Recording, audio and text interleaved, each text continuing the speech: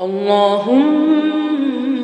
إنا نستعينك ونستغفرك ونؤمن بك ونتوكل عليك ونثني عليك الخير ونشكرك ولا نكفرك ونخلع ونترك من يفجرك. اللهم إياك نعبد ولك نصلي ونسجد وإليك نسعى ونحفد ونرجو رحمتك ونخشى عذابك إن عذابك بالكفار